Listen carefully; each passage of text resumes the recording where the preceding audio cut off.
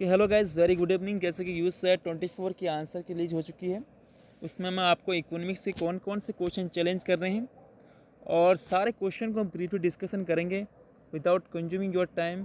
You are going to start from question number 1। ये आपके set ए का क्वेश्चन पेपर है जो 7 जनवरी 24 को एग्जामिनेशन हुआ था आपका यूज सेट का। Okay, we are going to question number 1। The question number 1,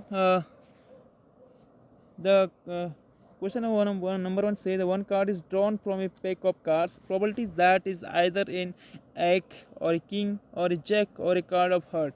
आपने पता हुआ प्लेइंग कार्ड में आपके पास टोटल 52 कार्ड होते हैं।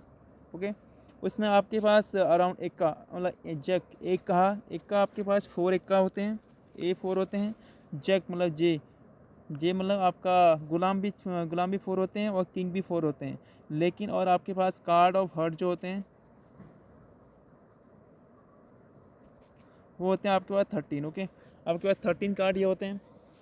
इसमें आपकी जो प्रोबेबिलिटी होगी, उसमें जो आपकी प्रोबेबिलिटी होगी, अगर इतने कार्ड आपके पास हैं, जो भी आपकी प्रोबेबिलिटी होगी, आपके किंग की जो प्रोबेबिलिटी होगी वो 4/52 होगी। प्लस यहाँ पर आपका और है तो हमेशा ये प्लस होगा। ठीक है, किंग की और एक का आपके पास 4 होते हैं, 4/52। जैक की आपका 4/52। लेकिन अब आपके पास हर्ट जो होते हैं 13 होते हैं। 13 में से लेकिन जो 4 कार्ड पहले से ही इसमें अवेलेबल हैं, तो आप 13 - 3 करेंगे 10/52। टोटल मिला के जो इसका आंसर होगा 22/52। ओके, 22/52 आपका आंसर सही है, लेकिन क्वेश्चन नंबर डी ऑप्शन इसका करेक्ट है। Okay, without one consume your time, go living to this question and moving to next question. Okay,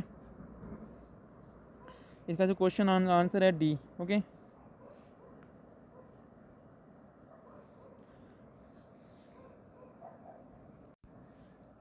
okay then moving to next question. Match the correct answer. Gender inequality index आपका UNDP release करता है, ये option आपका correct है। Global gender gap index जो आपका world economic forum ही release करता है, ये भी ऑप्शन करेक्ट है। जो आपका आंसर सी ऑप्शन ही करेक्ट है, जो भी आयोग ने भी आपको सी ऑप्शन दिया, ये ऑप्शन करेक्ट है। Okay, then when the law of the diminishing return begins to operate, the TVC curve begin। जब डिमिनिशिंग आपका TVC कर्व आपने देखा होगा तो आपका टोटल वेरिएबल कॉस्ट कर्व जो आपका ऐसा होता है। लेकिन इस वाले जब कॉस्ट घटती है तो यहाँ पर इकोनॉमिक ऑफ स्केल्स होते हैं, जब कॉस्ट बढ़ती है तो डिसइकोनॉमिक्स ऑफ स्केल्स जो आते हैं। तो यहाँ पर rise and increasing rate. Okay, यहाँ पर आपका TVC बढ़ेगा, तो option D is correct answer. Moving to next question. Total profit are maximise where. Total profit कहाँ मैक्सिमाइज होगा, जहाँ पूछ रहा है आपका TR एंड TC के बीच रिलेशन। आपने अगर पढ़ा होगा तो TR का ये करो आपका TR है, TC अगर ऐसी बात करते हैं ये TC हो गया, तो आपने यहाँ देखिए TR एंड TC पैरेलल होंगे, लेकिन TR is greater than TC। ठीक है, तो ऑप्शन डी इज़ करेक्ट है। TR curve and TC curve are parallel and TR exceed TC। Okay, then moving to next question, option D is correct answer. Okay, then question number 5th, uh, the best or optimum level of output for a perfect competition firm is given by point। By equilibrium point की बात पूछ रहा है। Equilibrium point जहाँ पर होता है कि जब MR, ये आपका कर्व है, ये MR = MC के बराबर हो जाता है। MR = MC = AC average cost. MR = MC is rising. Okay, ठीक है, ये आपका MC आपका MR = MC is cutting from below और MC is rising. Okay, that is option number D is correct answer है। Okay, then moving to next question. At the shut down point, आपका sir shut down point जो होता है, shut down point जो होता है जहाँ पर प्राइस अगर एवरेज वेरिएबल कॉस्ट के बराबर हो जाए तो ये शट डाउन पॉइंट होता है। ठीक है, तो इसमें जो 6 आंसर का दिया है shut down point P = A, ये option A is correct answer. लेकिन मेरे हिसाब से इसमें ऑप्शन ए ही एक तो करेक्ट है ही, B एंड C भी करेक्ट आंसर है। इसे आप चैलेंज मत करिएगा। अगर आप कोई सोचता है कि इसे चैलेंज करना है, इस क्वेश्चन को आप चैलेंज नहीं करिएगा, क्योंकि इसके सारे ऑप्शन सही हैं। ऑप्शन इसलिए सही है, P = आपका एवरेज वेरिएबल कॉस्ट होता है। Okay, then average variable cost mean total variable cost upon quantity, then P is equal to P Q, तो पी क्यू आप यहाँ लाइए, P Q is equal to T V C, P Q क्या हो गया, total revenue हो गया, ये total revenue is equal to total variable cost, ठीक है, यहाँ से निकल गया टोटल रेवेन्यू इजकल टू आपका आ गया टोटल वेरिएबल कॉस्ट। ये ऑप्शन पहले सही है, ये भी सही हो गया, इसका मीन्स अगर total losses of firm equal to T F C, that is correct answer, क्योंकि आपका टोटल रेवेन्यू जो है कि टोटल वेरिएबल कॉस्ट के बराबर है, तो आपका टोटल फिक्स कॉस्ट क्या कि लॉस हो गया, तो आपका ऑप्शन नंबर डी जो है कि ऑप्शन नंबर आपका करेक्ट आंसर है। ओके, या करेक्ट आंसर है। Okay, then moving to next question. In general the markup sorry for inconvenience, in general the markup charged by the monopolist is higher when which of the following properties held, जो कि monopoly जब भी होती है ना, वो हमेशा inelastic good में होता है। इनलास्टिक गुड आपने समझा होगा, इनलास्टिक गुड जैसे कि होते हैं, जैसे कि माना कि आपके पास टीवीज़ हैं, फ्रीज़ हैं, अगर आपके पास ये आइटम आपको कितना भी प्राइस हो आपको खरीदना ही पड़ेगा, क्योंकि इनलास्टिक गुड है, क्योंकि इसमें demand for good is highly inelastic होता है, उसमें मोनोपोली लगता है। ओके, देखिए सेकंड सेवंथ का बी ऑप्शन करेक्ट है। Okay, then moving to next question. When the average product of labour is positive but declining the marginal product of labour, देखो अगर आपने क्वेश्चन किया होगा, ये आपका एवरेज प्रोडक्ट हो गया, ये मार्जिनल प्रोडक्ट हो गया, तो यहाँ से आपका बढ़ता है, ये हो गया आपका एवरेज प्रोडक्ट। इसने बोला कि जब एवरेज प्रोडक्ट डिक्लाइनिंग, जब एवरेज प्रोडक्ट डिक्लाइन होगा तो उसमें मार्जिनल प्रोडक्ट पॉजिटिव होगा, ज़ीरो भी हो सकता है, और डिक्लाइनिंग होगा और नेगेटिव भी हो सकता है, क्योंकि मार्जिनल प्रोडक्ट डाउन होता है, नेगेटिव भी हो सकता है, लेकिन एवरेज प्रोडक्ट हमेशा पॉजिटिव में ही रहता है। तो जो इसका जो आंसर था, इसमें सारे any one of the above कुछ भी हो सकता है, या तो डिक्लाइनिंग हो सकता है, या तो नेगेटिव हो सकता है, या तो पॉजिटिव, या तो जीरो भी हो सकता है। ओके, देन इसका जो आंसर था डी ऑप्शन ही करेक्ट आंसर है। Okay, moving to next question. The eighth, if by increasing the quantity of labor used by 1 unit, the firm can give up 2 unit of capital. It means that marginal product आपका 2 है और labour 2 है, क्योंकि आपका labour capital 2 sacrifice करने पर एक labour के, तो 2 लेबर आपका जो आपका MP K product of capital equal to 1, ठीक है। तो ये एल के की MRTS एल के की बात करा तो ये होता है MPL अपॉन MPK इज 2/1, इसका आंसर 2 ऑप्शन ही करेक्ट आंसर है। Okay, without delaying, without consuming your time, we are moving to next question. MC is given by, MC जो होगा, MC क्या होता है आपका, मार्जिनल कॉस्ट होता है D total cost upon DQ, ठीक है। इसमें जो होता है कि मार्जिनल कॉस्ट आइदर स्लोप और TVC, और द TC का तो स्लोप होगा ही होगा, और TVC का स्लोप, क्योंकि टोटल कॉस्ट इसमें, क्योंकि फिक्स कॉस्ट इसमें जीरो हो जाती है मार्जिनल कॉस्ट में, ओनली टोटल वेरिएबल, यहाँ पर इसका आंसर होगा DTVC अपॉन DQ, ठीक है। फिर आपने देखा होगा TC इक्वल टू रहता है कि total fix cost upon total variable cost. Fix cost हमेशा अगर डिफ्रेंशिएट करेंगे तो इसकी वैल्यू जीरो हो जाएगी, जीरो हो जाने पर टोटल वेरिएबल कॉस्ट बचेगी, तो स्लोप जो होता है कि total cost plus total variable cost दोनों का स्लोप MC होता है।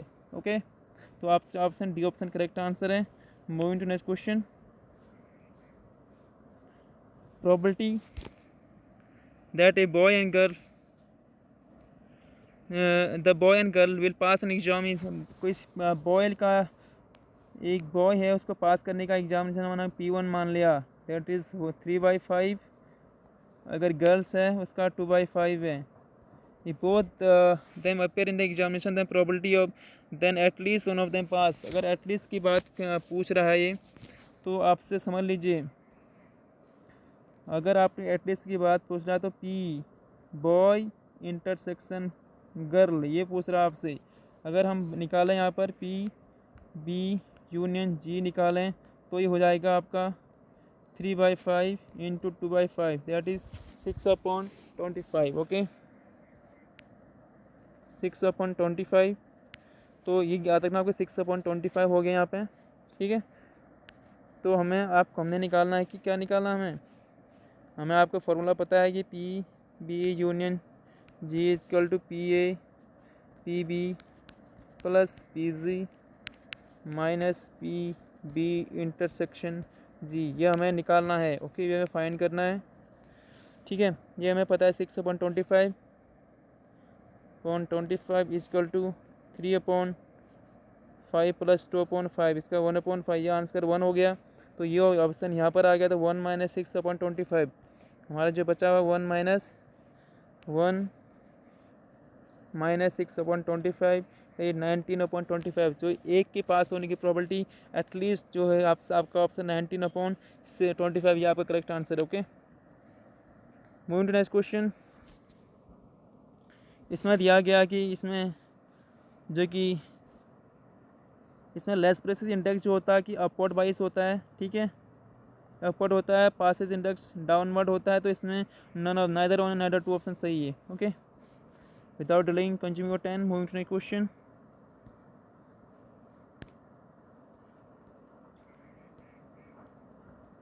Okay, that is the short run supply curve of perfectly competition form is given by. जो सप्लाई कर्व होता है वो आपका एवरेज वेरिएबल जो आपका मार्जिनल सॉरी ये परफेक्ट कंपटीशन है यहाँ पे। ओके, देन परफेक्ट कंपटीशन है, मार्जिनल कॉस्ट हो गया। ठीक है, अगर यहाँ पर आपका एवरेज वेरिएबल कॉस्ट आ रही है, एवरेज वेरिएबल कॉस्ट ये भी ऊपर above than average variable cost जो भी एमसी का पोर्शन होता है वो आपका सप्लाई कर्व कहलाता है। ओके, तो इसमें the rising portion of the MC curve above the shut down point. Shut down point क्या होता है कि एवरेज वेरिएबल कॉस्ट को अगर कोई भी फॉर्म एवरेज कॉस्ट को अगर कॉस्ट तक एवरेज अगर जिसका अगर प्राइस या फर्म्स का जो भी आउटपुट अगर एवरेज वेरिएबल कॉस्ट के बराबर है तब वहाँ तक ही उसका प्रोडक्शन करेगी, उसके बाद वो पॉइंट शट डाउन पॉइंट कहलाएगा। ओके, तो ये जो आपका question number A correct answer. Okay, which of the following would shift the long run supply करो टू लेफ्ट। सप्लाई करो कि अगर लॉन्ग रन सप्लाई करो कि लॉन्ग रन फ्लिप्स करो, ये फ्लिप्स करो की बात कर रही है। फ्लिप्स करो में क्या होता है, यहाँ इन्फ्लेशन होता है, यहाँ अनएम्प्लॉयमेंट होता है। अगर आपका अनएम्प्लॉयमेंट कम कर रहा है तो टेक्नोलॉजी अगर बढ़ जाएगी तो डिमांड ऑफ लेबर भी बढ़ेगा। तो ये सप्लाई यहाँ तो हमारा अनएम्प्लॉयमेंट कम हो जाएगा। ठीक है, तो ये लेफ्ट की ओर मूव कर जाएगा। लेफ्ट की ओर टेक्नोलॉजी इसका आंसर सही है। Improve technology and increase labour demand. Okay, question number 15, stage two production being where AP labour begin to decline. देखो, अगर स्टेज ऑलवेज ये की क्या बात कर रहा है, stage two production of production begin, stage two of production begin where the average product of labour begin to decline. तो इसमें आप थोड़ा ध्यान दीजिए कि क्वेश्चन जो है कि आपका अगर सेकंड स्टेज की बात कर रहा है, सेकंड स्टेज में आपने पहला देखा होगा ये स्टेज होता है 1, 2 एंड थर्ड स्टेज। ठीक है, टोटल कॉस्ट यहाँ पर आपका थोड़ा कॉस्ट यहाँ पर जीरो हो जाता है, एवरेज कॉस्ट यहाँ पर एमपीएल यहाँ पर जीरो हो जाता है। लेकिन यहाँ पर डिक्लाइनिंग या डिक्लाइन करना ऑलवेज, इसका आंसर ऑलवेज मे भी डिक्लाइन कर रहा है, ऑलवेज नेवर समटाइम भी हो सकता है ऑफन। तो इसका आंसर ऑलवेज दे रखा है तो मे बी ऑलवेज ही इसका आंसर सही होगा क्योंकि इसमें डिक्लाइन तो करता ही है AP average product of labour. Okay, अगला क्वेश्चन है आपका, इफ MRTS इक्वल टू 2, अगर MRTS 2 है बोलो MPK अपन MPL निकालो की बात करें, MRTS LK की बात करें, अगर LK की बात ये कर रहा है तो ये MPL upon MPK equal to 2 है। तो इसका उल्टा करने के बाद MPK अपॉन MPL आएगा तो हाफ 1/2 आंसर इसका करेक्ट आंसर है। ठीक है, कहते हैं moving to next question.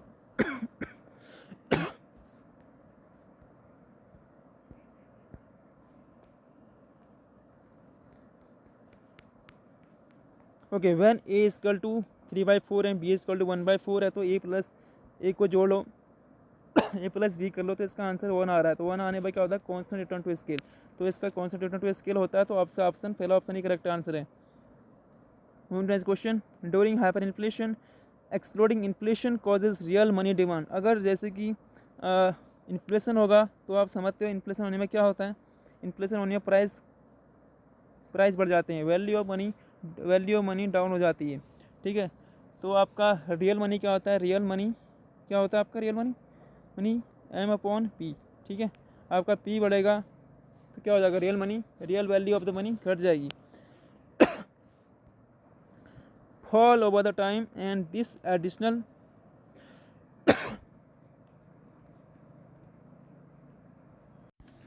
Okay, जो इसका आंसर है एम अपॉन पी आपका, सॉरी एम अपॉन अगर प्राइस बढ़ेंगे तो एम अपॉन फी घटना शुरू हो जाएगा, ठीक है, रियल वैल्यू इसकी घट जाएगी। तो फॉल ओवर द टाइम, ये ऑप्शन का करेक्ट आंसर है, fall over the time. And additional monetary changes, अगर मॉनिटरी चेंजेस करेंगे माना कि सप्लाई कम कर देंगे, मेक मनी प्राइजेस राइजेस करेंगे, मनी की वैल्यू बढ़ जाएगी, ever more quickly then the economy then the money supply itself raises. Okay, ठीक है,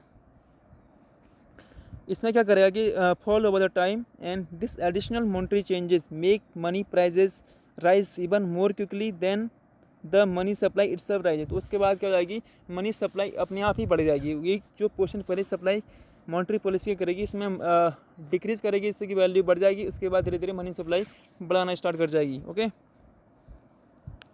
move to next question.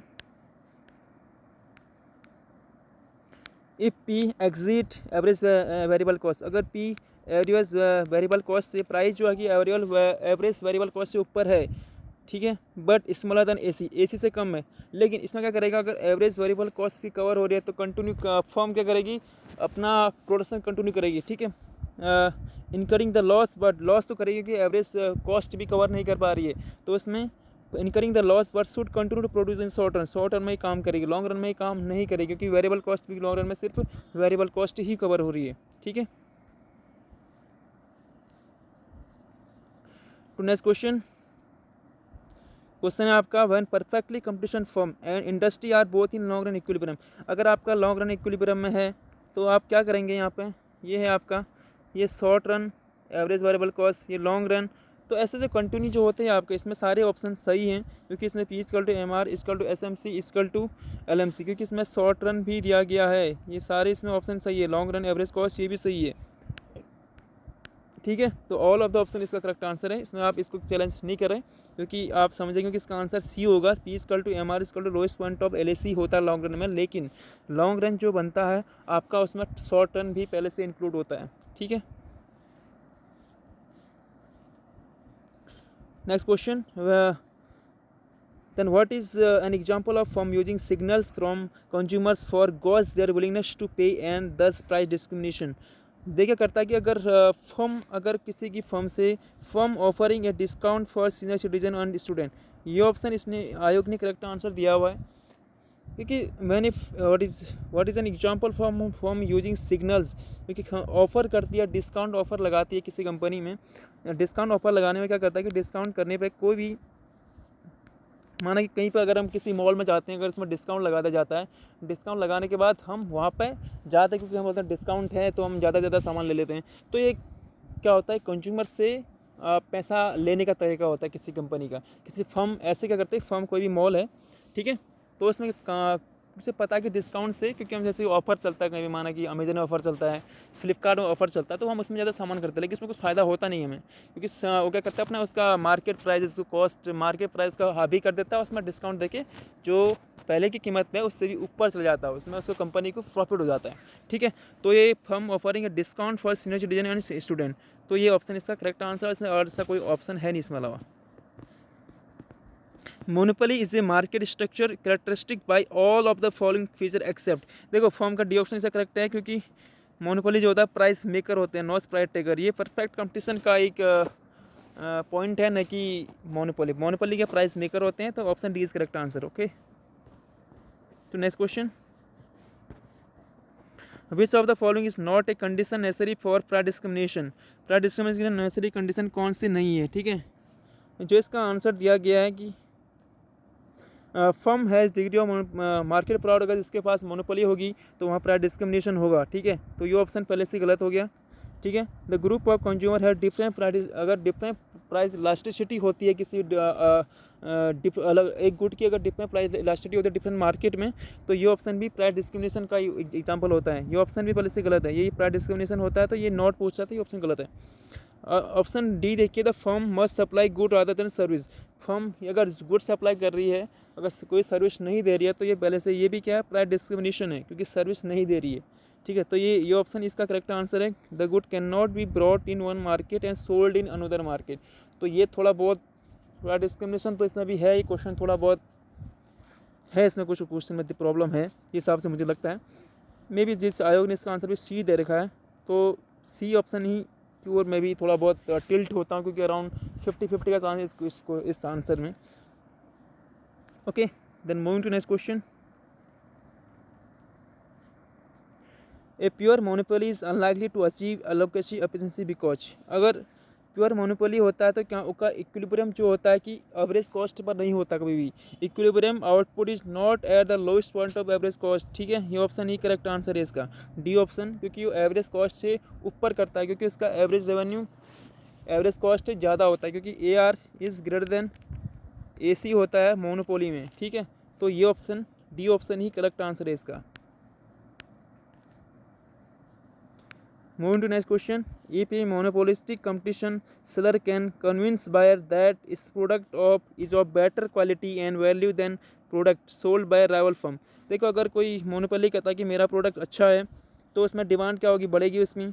The firm gain more control over price, अगर डिमांड बढ़े तो price भी क्या करेगा, बढ़ाएगा उस चीज़ का। डिमांड बिकम मोर इनलास्टिक, क्योंकि मोर इनलास्टिक हो जाएगी, क्योंकि थोड़ा बहुत प्राइस बढ़ने से इसमें कोई फ़र्क नहीं पड़ेगा। तो ऑल ऑफ द वो आंसर इसके करेक्ट हैं, क्योंकि एक ऑप्शन पहले भी हो चुका है, क्योंकि मोनोपोली जो होता है कि मोनोपोलिस्टिक में डिमांड इनलास्टिक होती है, ठीक है।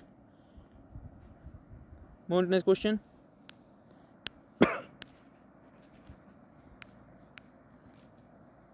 If a demand for a seller product is perfectly elastic, which of the following is correct?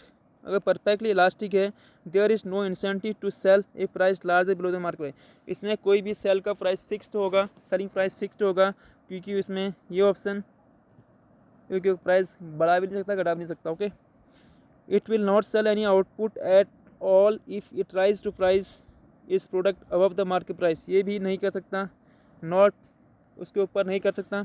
There are very large number of perfect substitute, अगर परफेक्ट कंपटीशन है तो वहाँ परफेक्ट सब्स्टिट्यूट होते हैं, ये ऑप्शन भी सही है, तो all of the answer is correct answer है। मूविंग टू नेक्स्ट क्वेश्चन 27 का, that is first option low equilibrium trap Nelson inverted V shaped seven Kuznets endogenous, यहाँ पर एंडोजिनस नहीं है, एग्जोजिनस है, दैट इज सोलो, क्योंकि सोलो नहीं दिया था, कि एग्जोजिनस का कंसेप्ट सोलो नहीं दिया था। Unlimited supply of labour lavish, that is option number is correct. Moving to next question. According Swiggy King demand curve model, if an oligopoly firm increase the price, अगर कोई भी किंग डिमांड स्विगी के concept में अगर price बढ़ाता कोई firm, next अगला जो फर्म है प्राइस नहीं बढ़ाएगा, लेकिन प्राइस घटाता है तो अगला फर्म भी उसको प्राइस घटाएगा, ठीक है, they keep price constant. To next question.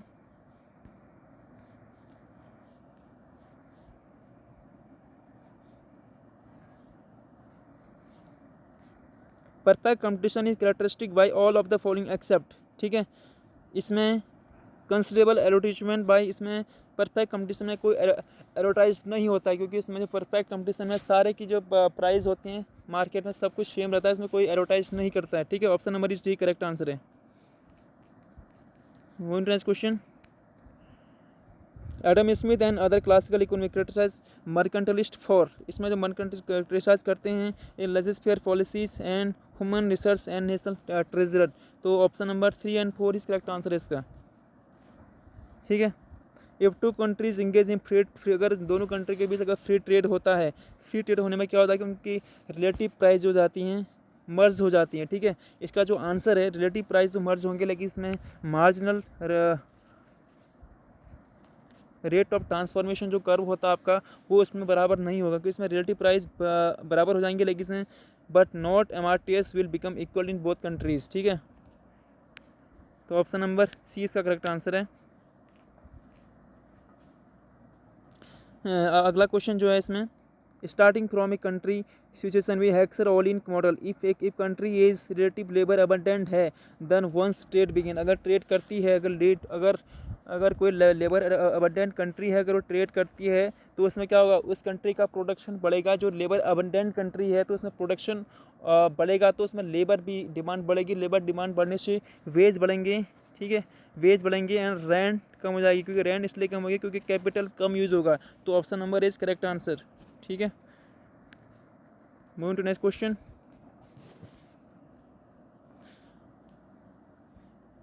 A voluntarily export restrain will increase producer surplus करेगा तो उसमें कंज्यूमर सरप्लस क्या हो जाएगी, कम हो जाएगा। Decrease consumer surplus have no effect on government revenue and decrease overall domestic national welfare.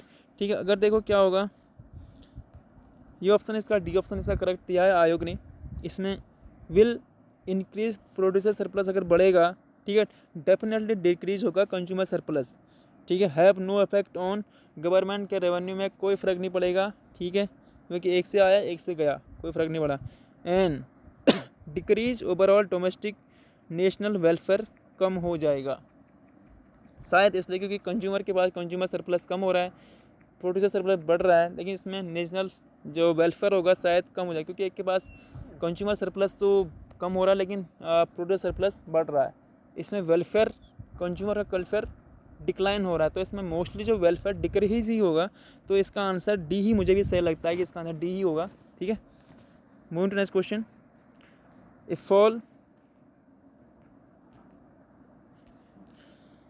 Fall in the price of community whose demand curve is rectangular. अगर किसी भी demand curve is rectangular hyperbola अगर rectangular है, ठीक है, elasticity क्या हो जाएगी उसकी, इलास्टिसिटी और सब्स्टिट्यूशन इज इक्वल टू 1। अगर elasticity substitution is equal to 1 है तो आपने एक्सपेंडिचर और क्वांटिटी के बीच रिलेशन देखा होगा, उनके बीच दैट इज वर्टिकल रिलेशन होता है। ठीक है, vertical relation means remain unchange रहेगा। इसका आंसर डी ऑप्शन इसका करेक्ट आंसर है। ठीक है, कोई total revenue on the communities that is remain unchange, कोई फर्क नहीं पड़ेगा इलास्टिसिटी अगर 1 है। ठीक है, तो नेक्स्ट क्वेश्चन। स्लस की कीप रियल इनकम कांस्टेंट, क्योंकि रियल इनकम कांस्टेंट रखी हुई है। पहले जो रियल इनकम जो होता है कि M/P होता है, ठीक है, ये उसने का रखी है कांस्टेंट है आपकी, दैट इज फिक्स्ड है।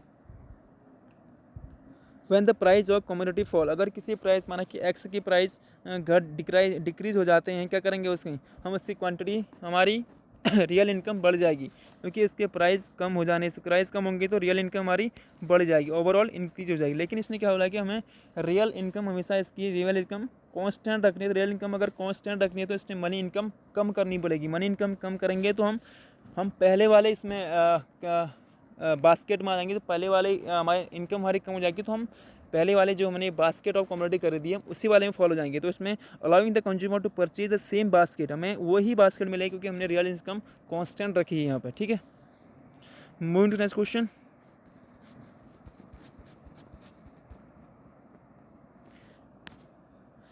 If we have constant return to scale and we increase the quantity of labor unit per unit of the time by 10% but keep the amount of capital, अगर आपने capital constant रखा हुआ है, अगर increase तो होगा but less than 10% होगा। अगर आपने दोनों को बढ़ाया होता तो 10% जो ऊपर जाता, लेकिन अगर ये दोनों आपने एक में ही इंक्रीज़ किया तो इंक्रीज़ तो होगा ही होगा, लेकिन उसमें लेस देन 10% होगा। ठीक है, तो नेक्स्ट क्वेश्चन।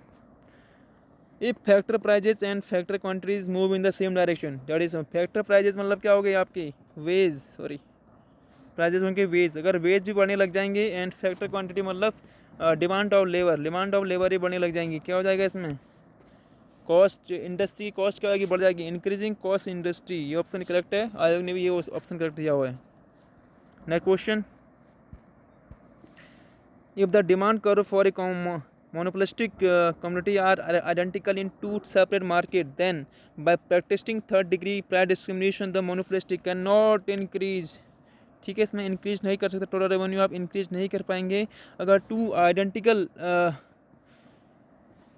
आइडेंटिकल मार्केट्स अगर दो मोनोपोलिस्टिक के बाद है तो इसमें can not increase total revenue and total profit increase नहीं कर सकते। Option number C correct answer है इसका।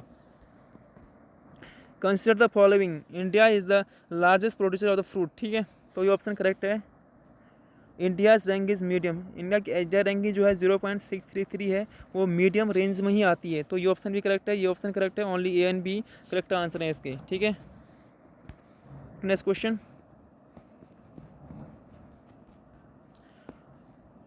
Brayton Wood among the institution given below which of the following is not Bretton Wood में नहीं आता है। ब्रेटन वुड में 1944 को जो हुआ था उसमें वर्ल्ड बैंक और IMF का एस्टेब्लिशमेंट हुआ था, उसमें Organisation of Economic Corporation and Development का नहीं हुआ था, ये ऑप्शन करेक्ट आंसर है।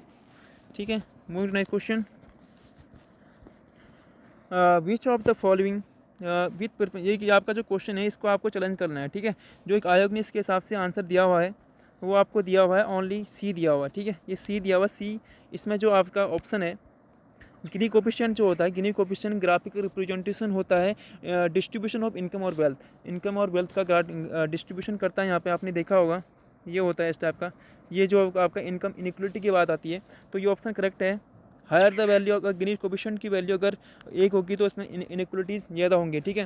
Higher the value of Gini coefficient the greater the degree of income inequalities, तो ये ऑप्शन भी करेक्ट आंसर है। तो आयोग ने ओनली थर्ड ही ऑप्शन दिया हुआ है, तो मेरे हिसाब से इसका आंसर 1 और 2 होना चाहिए, ठीक है। तो इसको आपको चैलेंज करना है इस क्वेश्चन को आपको, क्योंकि इसमें इसका ऑप्शन गलत दिया हुआ है, ठीक है। क्वेश्चन नंबर 41 आपको चैलेंज करना है गिनी कोफिशिएंट। ये आपको कई बार इसका कंसेप्ट मिल जाएगा, आप इसको रेफरेंस लेके आप इसको चैलेंज कर लीजिए। तो next question, which of the following price indices for India is considered for measuring headline inflation. Headline में क्या आता है कि total that is the headline में आपका फ्यूल भी मर्ज हो जाता है, इसमें WPI करता है, ठीक है। कोर इन्फ्लेशन होता है, इसमें core inflation plus food and fuel का ऐड हो जाता है। अगर कोर की बात आती है, कोर में जो करता है CPI करता है, लेकिन हेडलाइन में WPI करता है। तो इसका answer D option correct answer, okay. एक क्वेश्चन, इसमें जो क्वेश्चन पूछा गया कि विच of the following release in India monthly basis, तीनों ही मंथली बेसिस में काम करते हैं, option number 1 2 3। Next question, which of the following R component of revenue expenditure of the union government. ये रेवेन्यू एक्सपेंडिचर जो होता है कि सैलरीज एंड ये भी करता है, रिपेमेंट ऑफ लोन नहीं होता है, ठीक है। रेवेन्यू एक्सपेंडिचर में याद है, कैपिटल एक्सपेंडिचर में आता है। सब्सिडीज एंड एजुकेशन 1 3 एंड 4, ये ऑप्शन करेक्ट आंसर है आपका रेवेन्यू एक्सपेंडिचर में, ओके। देन आपका ये क्वेश्चन पूछा गया है कि लर्निंग करो जो आपने देखा होगा कि लर्निंग करो होता है that is long run average cost curve, long run average that is, ये एक मॉडर्न इकोनॉमी का कंसेप्ट है, long run average cost curve ऐसा होता है, ठीक है। यहाँ पर यूनिट कॉस्ट दिया हुआ ना, ये दैट इज़, ये जो होता है आपका यूनिट कॉस्ट, ये दिया कि लॉन्ग एवरेज कॉस्ट की बात करी गई है यूनिट कॉस्ट की बात में। क्यूमुलेटिव प्रोडक्शन होता है इंक्रीज रिटर्न, क्योंकि इसमें कॉस्ट कम हो जाती है तो रिटर्न क्या आपका बढ़ेगा। तो ऑप्शन नंबर सी इसका करेक्ट आंसर है। Next question,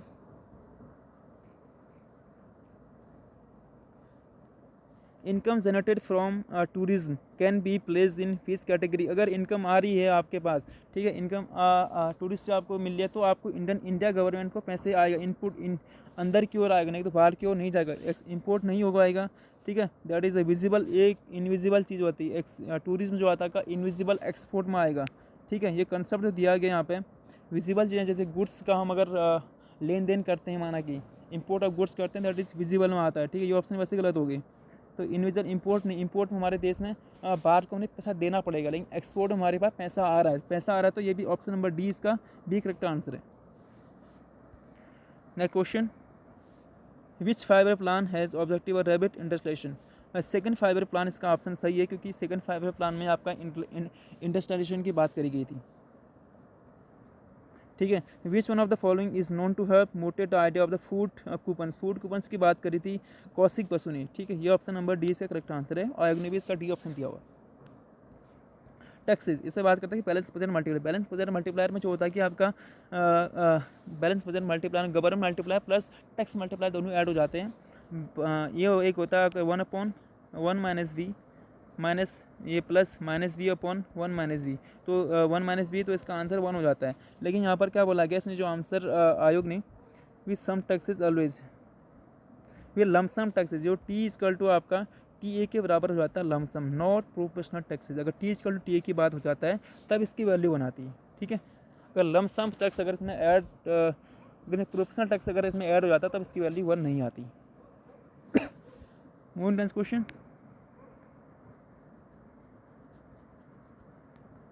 physical deficit is union budget means. Physical deficit का मतलब क्या है, तो इसका आंसर पहला ऑप्शन ही करेक्ट है। इसमें बजट डेफिसिट्री मतलब बजट का जो डेफिसिट है मीन्स टोटल एक्सपेंडिचर आपका बड़ा है टोटल रेवेन्यू से, ठीक है। ये sum of budget deficit and net increase in the internal and external borrowing, मतलब बोरोइंग भी बढ़ रहा है आपका, दोनों का क्या है सम है बोल रहा है, दैट इज़, क्योंकि ये जो आपका फिजिकल डेफिसिट बात करता है कि टोटल बोरोइंग के बराबर हो जाता है, ठीक है। तो इसका जो नियरेस्ट ऑप्शन था, इसका पहला ही ऑप्शन इसका करेक्ट आंसर था, इसके आसपास और कोई ऐसे कोई सही ऑप्शन नहीं था मेरे हिसाब से भी, तो इसका पहला ऑप्शन ही सही आंसर है। नेक्स्ट क्वेश्चन,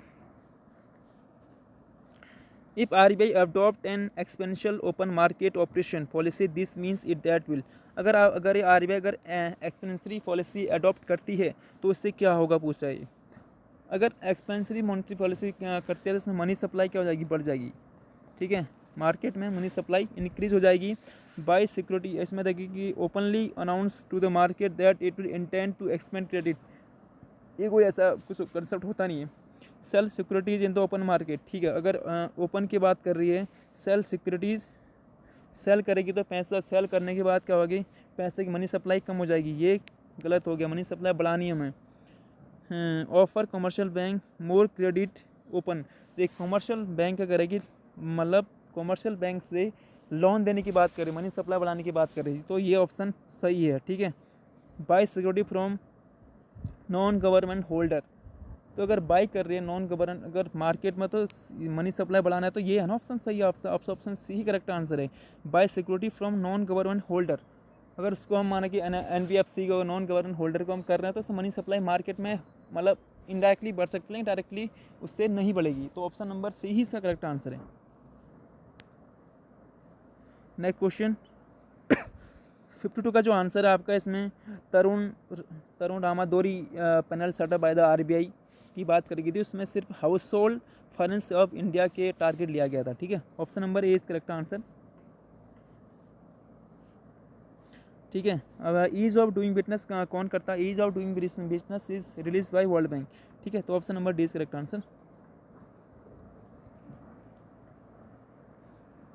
ठीक है। If IS curve shift due to the higher government spending, अगर आपका IS कर शिफ्ट होता है, माना कि ये IS है, ये अलम है, अगर आपका IS कर शिफ्ट होता है, शिफ्ट होने से क्या होगा, आपकी गवर्नमेंट इंटरेस्ट बढ़ेगा and as well as income भी बढ़ेगी, ठीक है। तो इसमें क्या होगा, इनकम बढ़ने से हमारा कंज्यूमर जो आपका हमारे अगर नेशनल इनकम बढ़ेगी तो हमारा कंजम्पशन भी बढ़ जाएगा, ठीक है, इससे क्या होगा, option number C correct answer है, और कोई ऐसा इसका आंसर नहीं है, क्योंकि इसमें टैक्स रिड्यूज ये ऑप्शन, तो option number C is correct answer है। Next question,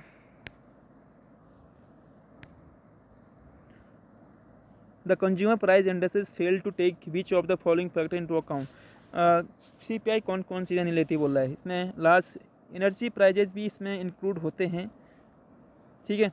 A changes in the prices of foreign goods and services India, क्योंकि इसमें गुड एंड सर्विसेज की बात तो करता है, ये भी सही है। The ability of the consumer, इसका आंसर आयोग ने बी दे रखा है, the ability of consumer to substitute across good,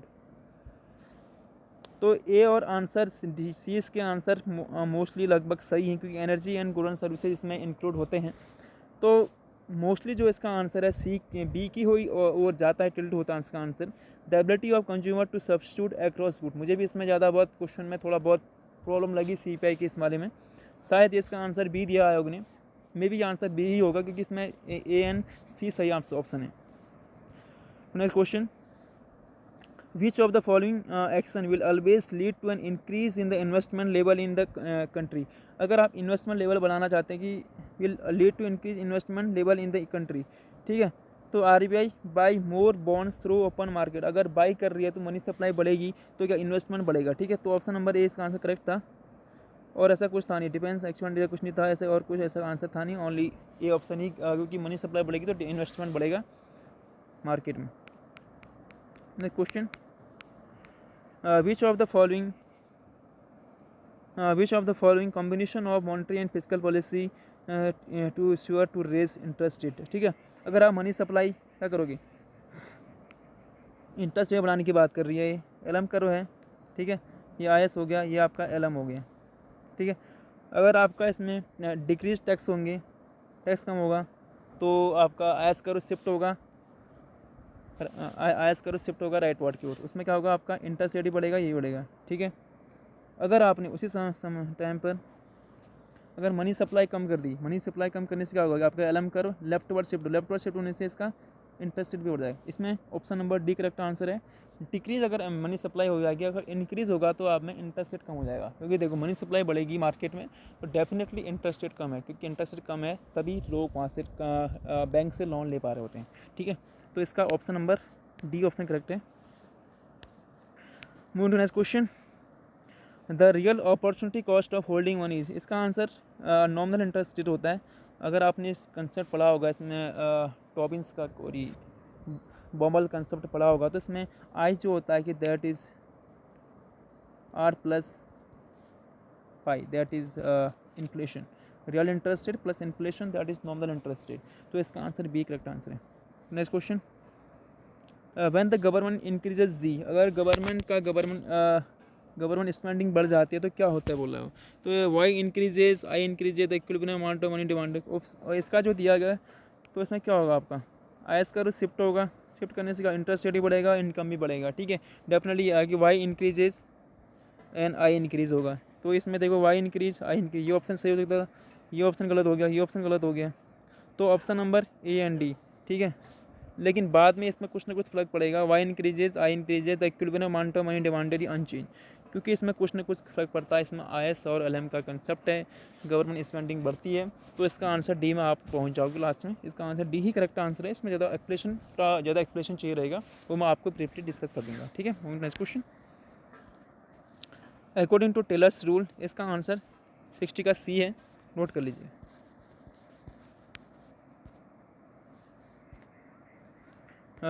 ठीक है, अगला क्वेश्चन है कि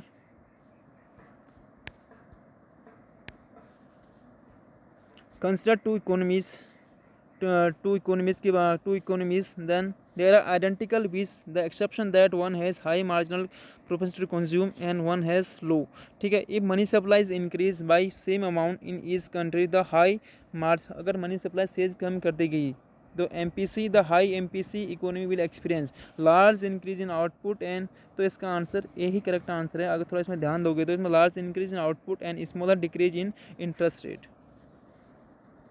next question, which of the following policy options would simultaneously increase interest rate. जो interest rate simultaneously interest as well as output जो इंक्रीज करता है, ठीक है, increase interest rate and decrease output की जो बात करता है वो करता है आपका open market operation. Open market operation क्या करता है, ठीक है, मनी सप्लाई बढ़ाएगा। मनी सप्लाई बढ़ाने से क्या हो जाएगा आपका, मनी सप्लाई बढ़ने से क्या हो जाएगा, सॉरी, ठीक है, इसमें जो है कि अगर सेल करेगी कोई भी, अगर मार्केट RBI सेल करेगी तो क्या हो जाएगा, सेल करने के बाद मार्केट में डिमांड इंटरेस्ट रेट क्या जाएगा, बढ़ जाएगा, उसमें आउटपुट कम हो जाएगा। ठीक है, इसका ऑप्शन ए करेक्ट आंसर है। ठीक है, अगर मनी सप्लाई मार्केट में कम हो जाएगी, मनी सप्लाई सेल करने में क्या हो जाएगी, इसमें मार्केट में अगर बॉन्ड सिक्योरिटी सेल करेगी मनी सप्लाई कम हो जाएगी। मनी सप्लाई कम हो जाने से क्या हो जाएगा, इंटरेस्ट रेट बढ़ जाएगा। इंटरेस्ट रेट बढ़ जाने से मतलब आपका जो LM कर्व है लेफ्ट वर्ड शिफ्ट हो जाएगा। मनी सप्लाई कम हो जाने से इंटरेस्ट रेट बढ़ जाएगा लेकिन आउटपुट कम हो जाएगा। तो answer A option is correct answer. Suppose an economy is running a government budget deficit. Assume that C is equal to C0 plus C1 y minus t. Which of the following will cause deficit to become larger? अगर आप उसमें अगर tax कम कर दोगे, decrease tax कर दोगे, tax कम हो जाने का गवर्नमेंट के पास पैसा कमाना पड़ेगा, पैसा कम आएगा तो डेफिसिट ऑटोमेटिकली बढ़ जाएगा। ठीक है, ये क्वेश्चन 66 का क्वेश्चन है। बोला कि लेबर फोर्स दे रहेगा आपका 8000, ठीक है, एंड एम्प्लॉयमेंट है 7000 एम्प्लॉयमेंट है तो 1000 आपका अनएम्प्लॉयमेंट होगी। 1000 एम्प्लॉयमेंट होगी कितने में से, 8000 में से। 8000 आपके लेबर फोर्स है, तो ये कैलकुलेट करोगे 12.5 आंसर आएगा। 12.5 इज करेक्ट आंसर। ठीक है, assume that C is equal to C0 plus C1 suppose that taxes increase and money supply increase. Tax increases होंगे and money supply increase in the such way that output is constant in equilibrium, then policy change. ये देखो, ठीक है, इसमें क्या, अगर आप tax IS की बात कर रहे हो, अगर टैक्स क्या करेंगे, टैक्स इंक्रीज हो जाने में IS यहाँ शिफ्ट हो जाएगा नीचे की ओर। ठीक है, एंड मनी सप्लाई इंक्रीज, अगर टैक्स अगर मनी सप्लाई क्या करोगे आप इंक्रीज कर रहे हो तो ये दोबारा, तो पहले यहाँ पर था ये कंसेप्ट मनी सप्लाई दोबारा करने के बाद money supply increase in such A way that output is constant. Sorry दोबारा करता हूँ। ओके, इसमें पहले क्या किया, ये आपने IS हो गया, ये LM का कंसेप्ट हो गया। मनी सप्लाई टैक्सेस इंक्रीज होंगे तो IS यहाँ शिफ्ट हो जाएगा, तो आउटपुट यहाँ हो जाएगा, ठीक है। उसके बाद ऑटोमेटिकली क्या हो जाएगा आपका IS कर्व, ठीक है, LM कर्व ये पहले यहाँ पर था, ये यहाँ शिफ्ट हो जाएगा, तो आउटपुट आपका अनचेंज होगा, ठीक है। The policy change will produce an increase in investment and decrease in private consumption, ठीक। आउटपुट क्या, अगर आपने क्या मनी सप्लाई की कड़ी बढ़ा दी, इंक्रीज इन्वेस्टमेंट बढ़ जाएगा and decrease in private consumption, ठीक है। इन्वेस्टमेंट बढ़ गया तो प्राइवेट कंजम्पशन ऑटोमेटिकली कम हो जाएगा। नेक्स्ट क्वेश्चन, इसमें पूछ रहा है कि इसमें which of the following investment I is good market is not responsible to interested. अगर नॉट ये है, अगर इसमें कोई रिस्पांस नहीं दे रहा, इंटरेस्ट रेट हो जाएगा और आउटपुट ये होगा not response in the IS कर इज वर्टिकल, IS आपका वर्टिकल होगा and money supply does not affect. अगर मनी सप्लाई अगर LM करो अगर ये है, अगर एनी सप्लाई अगर बढ़ भी गई तो कोई फर्क नहीं पड़ता उसमें, ठीक है। तो option number C correct answer है।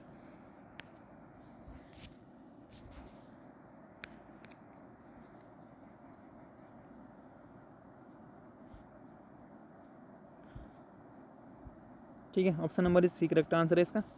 Move to next question, an increase in the money supply and drop in the consumer confidence. अगर इसका आंसर D है, थोड़ा मैं भी due to the lack of time I am unable to brief the question, okay. तो इसका answer D है, ambiguous effect on output and increase in the interest rate. इसका आंसर D ही करेक्ट आंसर है। 68 question आपको challenge करना है। 68 का जो क्वेश्चन है आपका बी आर मेहता कमेटी 1957, ये करेक्ट आंसर है डिसेंट्रलाइजेशन के लिए, ठीक है। Option number B correct answer है, इसमें आयोग ने C दे रखा है, तो आपको इसको चैलेंज करना है, ठीक है। Next question, all of the following statement about price floor are true except की बात कर रहा है, तो इसका आंसर D है, क्योंकि प्राइस फ्लोर से होता है कि इक्विलिब्रियम प्राइस की तरह ऊपर रखा जाता है, ठीक है। तो इक्विलिब्रियम प्राइस अगर ऊपर रखा जाएगा तो ये there will be surplus of commodities, ये ऑप्शन सही है, ये भी सही है।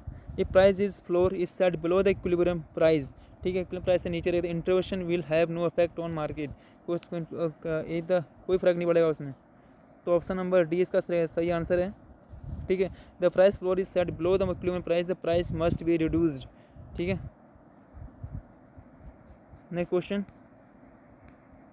Demand is set to be elastic, अगर डिमांड अगर इलास्टिक होगा क्यों होगा, तो DQ/DP ये पढ़ते हैं, इलास्टिक क्यों, price percentage change in price exceed करेगा, क्योंकि ये बढ़ेगा तो ये क्या हो जाएगा, टोटली कम हो जाएगा, तो इलास्टिक पे कम, तो option number C correct answer है। नेक्स्ट क्वेश्चन, कंज्यूमर सरप्लस क्या होता है, कंज्यूमर सरप्लस क्या होता है, ठीक है। द एरिया ये प्राइस होगा, the area above the market price से जो ऊपर होता है कंज्यूमर सरप्लस, ऑप्शन सही है। The difference between the dollar amount people would willingness to pay for specific quantity of good and the amount they pay in the market price, ये भी सही है, willingness to pay and willingness to accept. The less for good that है luxury, जिसका luxury होता है उसमें आपको कंज्यूमर सरप्लस कम हो जाएगा, मोनोपोली वहाँ पर मोनोपोली होती है, ठीक है। Option number D option correct answer है इसका। नेक्स्ट क्वेश्चन, एक कंपटीशन फॉर्म में डिमांड करो कंपटीशन फॉर्म में होगा को मार्केट डिमांड है मार्केट सप्लाई के हिसाब से होती है, क्योंकि वहाँ पर कंपटीशन है, प्राइस फिक्स रहता है वहाँ पे, क्योंकि इसमें मार्केट डिसाइड करेगी कि आपका प्राइस क्या है करके, ना कि मोनोपोली, अगर मोनोपोली में होगा तो फर्म ही डिसाइड करेगी, ठीक है। There is price maker not it is price taker. Next question, okay, the short and shut down point of the perfectly competition firm कहाँ पर होता है आपका, P जो होगा कि एवरेज वेरिएबल कॉस्ट के बराबर हो जाए, ठीक है। When the demand curve facing the firm ये tangent to the average variable cost, ये ऑप्शन सही आंसर है इसका। Next question, if a monopolistic operated in the elastic range में करेगा तो उसका मार्जिनल इसमें जो आंसर है मार्जिनल रेवेन्यू क्या हो जाता है उसका, डाउनवर्ड स्लोपिंग होता है, marginal revenue would be negative, और इसमें कोई ऐसा आंसर ऑप्शन नहीं है, ठीक है। When a monopoly firm is operating in a range of output where total revenue is rising as output rises, the marginal revenue ठीक है। तो मार्जिनल रेवेन्यू क्या, अगर इसकी बात कर रहा है यानी range in the output total revenue, when a monopoly firm operating in a range of output but total revenue is rising at constant, क्योंकि आपने देखा होगा मार्जिनल रेवेन्यू क्या होता है, following but greater than zero, इससे ऊपर रहता है यहाँ पे। That option number C correct answer है इसका। Next question,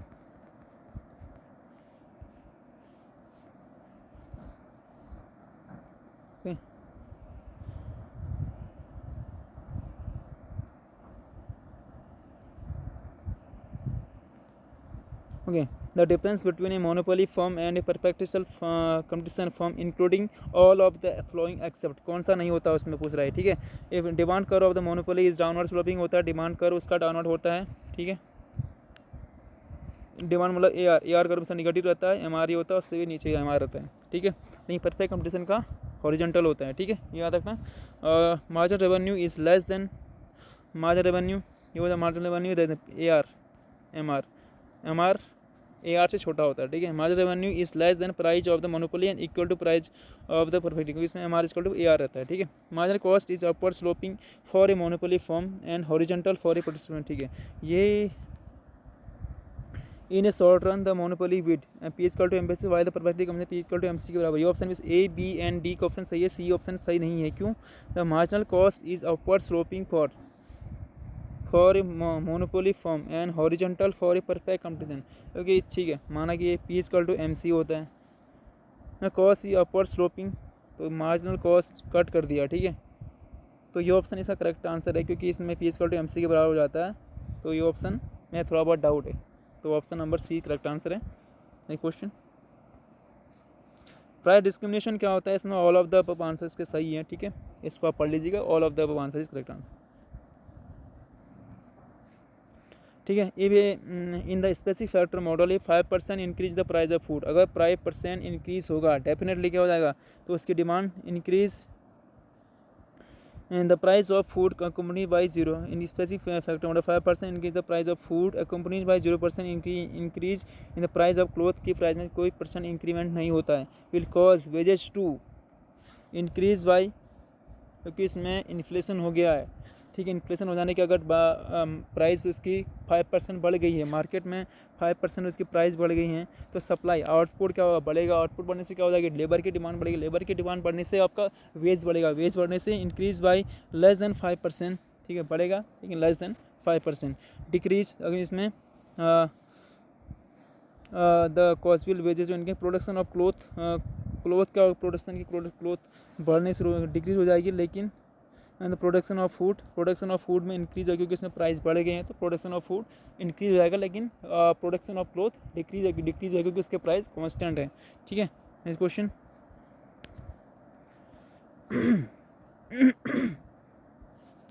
okay, the gravity model, इसका आंसर बी ऑप्शन सही है। ग्रेविटी मॉडल आपने पढ़ा होगा, जी, ठीक है, एम अपॉन एम जो होते हैं आपके, ये जीडीपी होते हैं, दो कंट्री के जीडीपी, तो इसका जो है कि with the value of trade between two countries will be proportional to the product of the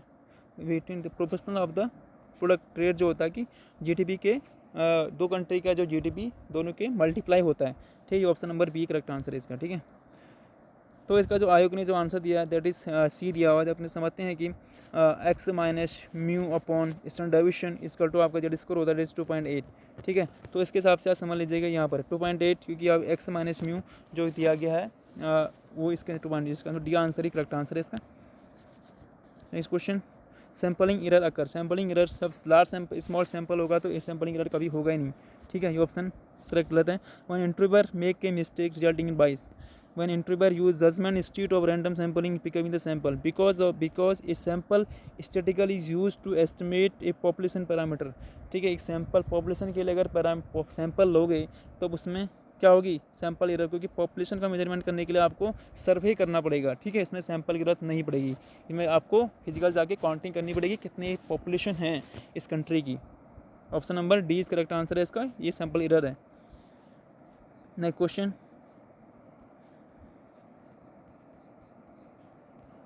that is 81 आपने अगर 82 ऑप्शन किया होगा तो इसमें जो फॉर्मूला लगता है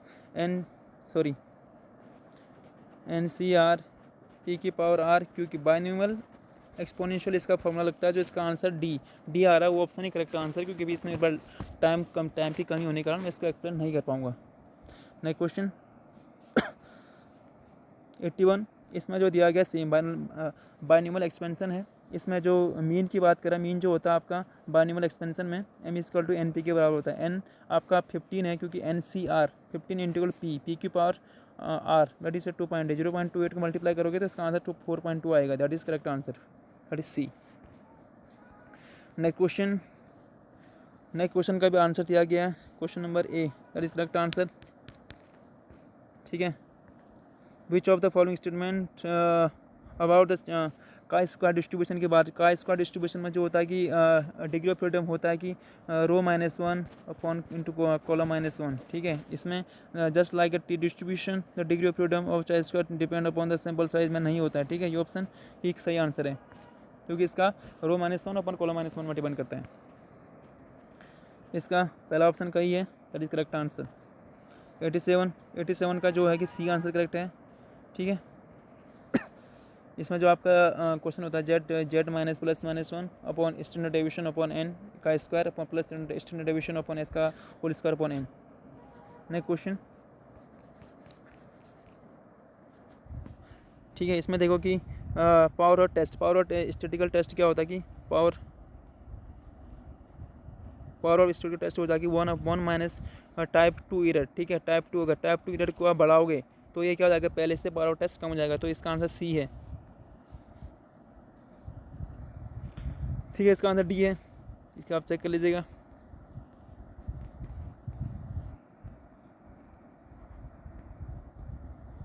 which of the following is true. जो टेक्स्ट और सिग्निफिकेंस होता है are design to measure the strength of the evidence against null hypothesis. ये आंसर करेक्ट है, इसका आंसर पहले से you may also know. Which of the following is true statement. जो पी वैल्यू जो होता है कि आपका ये पढ़ा होगा, P value of test is a probability of obtaining a result as extreme as a और more extreme than the one obtain when the assuming the null hypothesis true. ठीक है, नेक्स्ट क्वेश्चन। इसका आंसर यहाँ पर 50 बोतल की बात करी थी। 50 बोतल में क्या लगता है भाई, जेड लगता है। तो जेड क्या होता है आपने ये बोला गया। ठीक है, X minus mu upon root N की बात होता है। इसमें जो फॉर्मूला लगा दो आप, इसका आंसर पूरा लंबा क्वेश्चन दिया है, डरने की बात नहीं है। Next question. Question which of the following is incorrect. Incorrect जो आपका प्रोबेबिलिटी ऑफ टाइप 1 और टाइप 2 एरर का जो प्रोबेबिलिटी होगा वो इक्वल टू 1 नहीं। या तो प्रोबेबिलिटी या टाइप 1 की एरर की होने की 1 होगी या तो टाइप 2 होने की, दोनों की प्रोबेबिलिटी एक नहीं हो सकती कभी भी। ठीक है, तो ऑप्शन नंबर डी सी इसका करेक्ट आंसर है। Next question. इसमें जो दिया गया ओलेस एस्टिमेटर की बात कर रहा है। ओलेस एस्टिमेटर के जो अजम्पशन पढ़े होंगे आपने, ई अपॉन म्यू यानी एरर का जो ई अपॉन वाइट नॉइज़ का जो भी जीरो होता है, वेरिएंस सिग्मा स्क्वायर होता है, कोई वेरिएंस उनके भी जीरो होता है क्योंकि उनके बीच कोई रिलेशन नहीं होता है। और ये ऑप्शन नहीं होता, इसमें 1, 2 एंड 3 का करेक्ट आंसर है। ठीक है, नेक्स्ट क्वेश्चन। इसमें कुछ नहीं है बस, इसमें एरर जो होता है, एरर का जो स्क्वायर होता है आपने पढ़ा होगा ओलेस एस्टिमेटर में, मिनिमम होता है। दैट इज इसका जो फंक्शन होता है एक्स और वाई का जो फंक्शन होता है, that is the C answer correct answer है इसका। ठीक है, next question. B answer correct answer है इसका, न कि सी। Next question. इसमें जो है which of the following could be use है टेस्ट फॉर ऑटोक्रेशन। ऑटोक्रेशन के लिए फॉर अप टू 3 ऑर्डर, क्योंकि डर्बिन वाटसन टेस्ट आपका फर्स्ट ऑर्डर के लिए होता है। ठीक है, और ये आपका ब्यूरिस गोल्डफ्लेयर टेस्ट आपका थर्ड ऑर्डर के लिए होता है। Option number B is correct answer. ठीक है, the assumption of the strict exogeneity जो होता है कि उसमें lagged model leg dependent variable as regressor काम होता है। ठीक है, इसमें डज उसमें इंक्लूड नहीं होता, सॉरी उसमें लेग्ड डिपेंडेंट वेरिएबल इंक्लूड नहीं होता है। तो ऑप्शन नंबर की आंसर है। The estimator obtain through regression on quasi demean data is called, that is the random. That is correct answer, is correct answer D A, sorry. Negative residual autocorrelation is indicated by which of the following, that is option number alternative pattern in the residual. The Hexaoline model which two countries, जब Hexaoline model में अगर trade करते हैं तो उसमें क्या होता है, रिलेटिव प्राइस क्या हो जाते हैं आपके, relative price of the traded good in the two countries convert हो जाते हैं। ये मैंने आपको भी समझाया था। ठीक है, option number D is correct answer. Okay, thank you for watching this video. If you like then please comment and subscribe is my channel.